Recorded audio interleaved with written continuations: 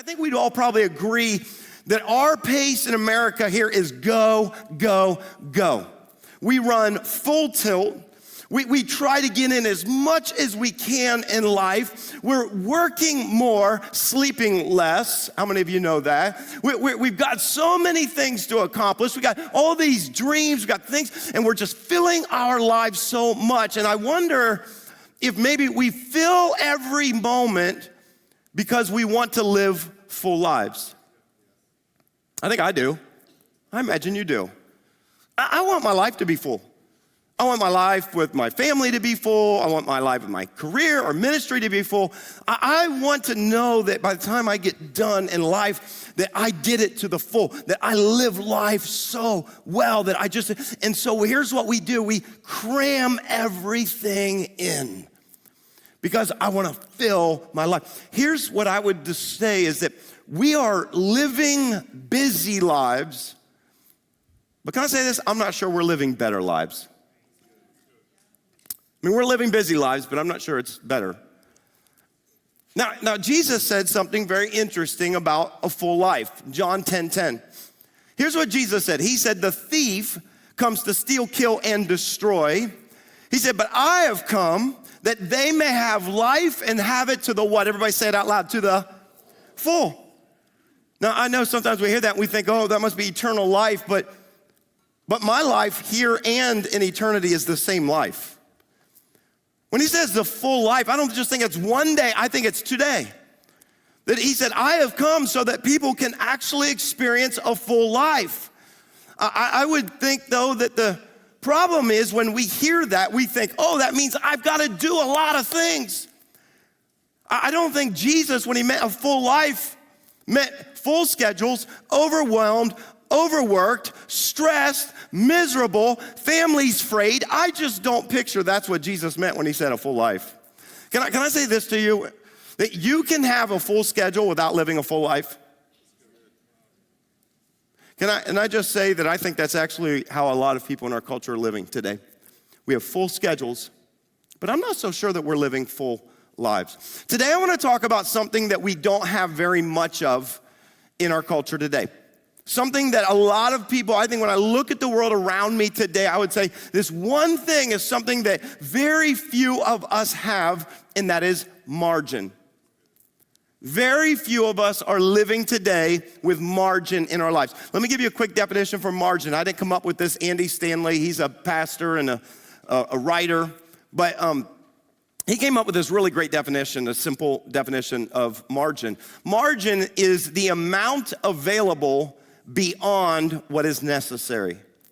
The amount available, think about that for a moment. The amount available beyond what is required, beyond what is necessary. So when you think about all the things you have to get done today, you think about all the tasks and the stuff you got to do and the prep for the weekend, all this good stuff. If you finish everything and you still have a little bit of time left, that would be margin.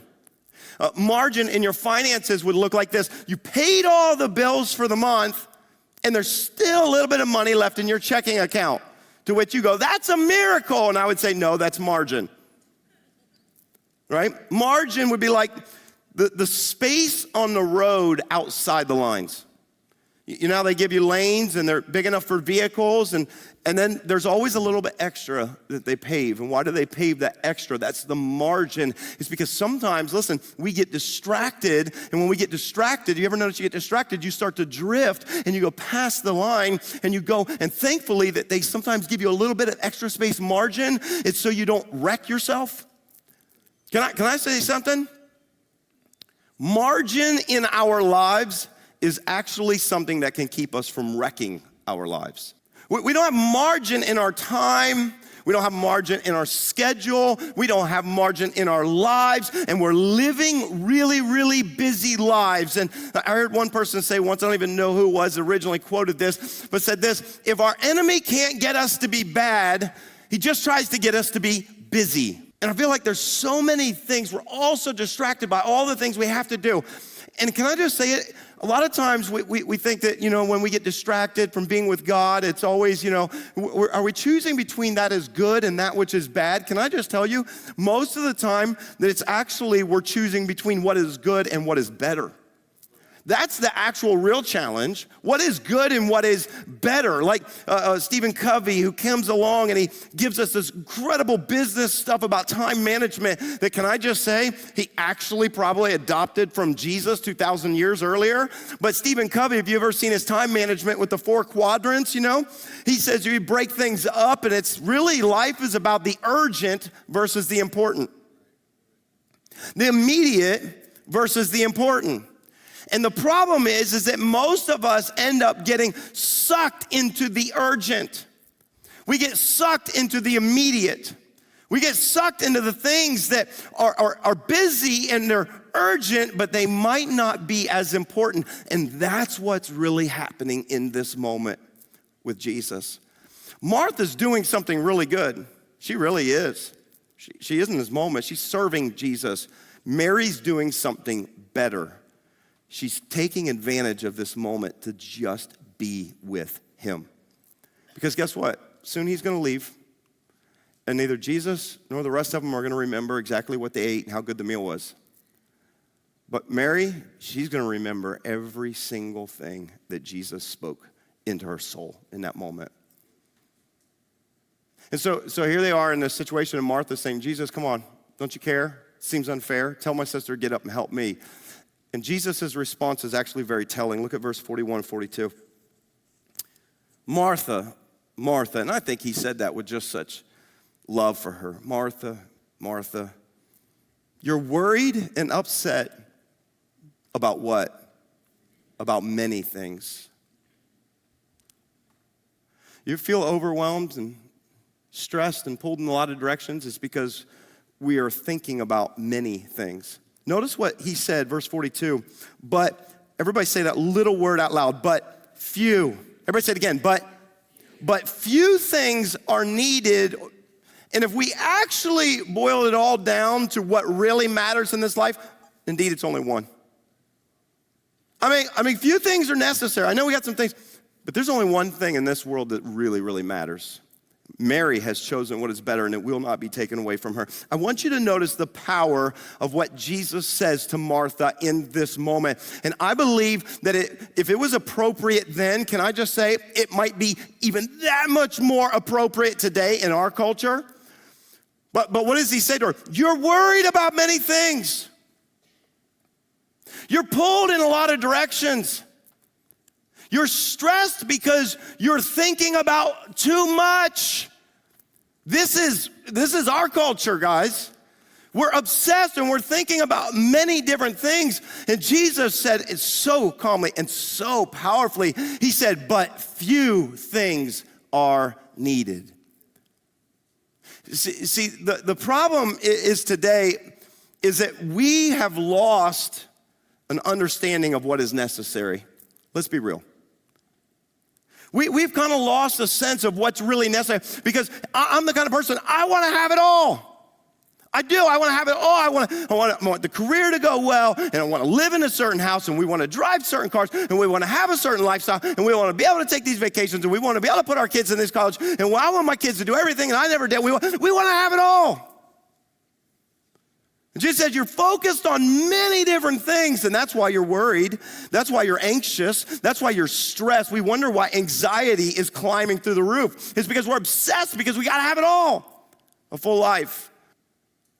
So I think sometimes we get confused in this life as what is necessary. What's necessary to have all these things and to accomplish all these things and to be, we think that's what's necessary. And I would argue one of the things, and I struggle with this, is that we have made unnecessary things necessary. The lifestyle I want to live, is it really that important? Well, I think it's really important that we Jesus would say, not if you lose your soul. What does it profit a man to gain the whole world but lose his soul? What is it good to have all of that success but then not have a family because you neglected them, because you didn't have margin in your life? And then he said something at the end of verse 42. Can you put verse 42 back up? Put verse 42 real quick. That was good. I want people to see this. Right? You're worried about many things. Few things are needed, indeed only one. Notice, it said Mary has, say that word, Mary has what? Mary has chosen what is better. Mary has chosen what is better. I want you to think about that for a moment. Here's what I want you to see. If you feel stressed and overwhelmed, we don't have enough, we don't make enough, I don't have enough time, I can't get the kids to everything we need to get them to. I want us to understand something today, and again, this might be me being a little bit pushy, but your schedule is what you've chosen. That's what you've chosen. The life, the pace that you're living, you chose it. Okay, I know there's some circumstances where all of a sudden life got difficult and you've had to pick up extra work. Okay, but can I say for 98% of us, the busyness of our life is something we've chosen. And many a times it's because we've made unnecessary things necessary, so we got to cram it all in. And what Jesus would say is, you're choosing all these things, but you're not actually choosing what's better. How do we choose what's better? How do we live a better life? Jesus said, I came to give you life to the full. If you follow my rhythm, you will discover something different than the rest of culture. How do I do that? Can I give you the secret? Here's what I think the secret is. The secret to creating a better life is creating more margin. When God created the world, and I know you know the biblical narrative is 6 days that he created. And on the seventh day, God did something interesting, right? Genesis 2, verse 2 says, by the seventh day, God had finished the work he had been doing. So on the seventh day, he did what? He rested from all his work. Boy, God must have been tired after all that making. An infinite God must have been just exhausted after creating. No, I don't think he was tired. I think he was demonstrating what's at the core of the model of life that he created. What's interesting, I've heard someone say this before, that if we were made on the sixth day, that the very first full day of our existence was a day of rest. The very first day of the week is a day of rest, a day of connecting with God. Maybe that's what God intended for life to be. When God created this world and nature, he built it with rest in mind. Listen, every farmer knows this reality.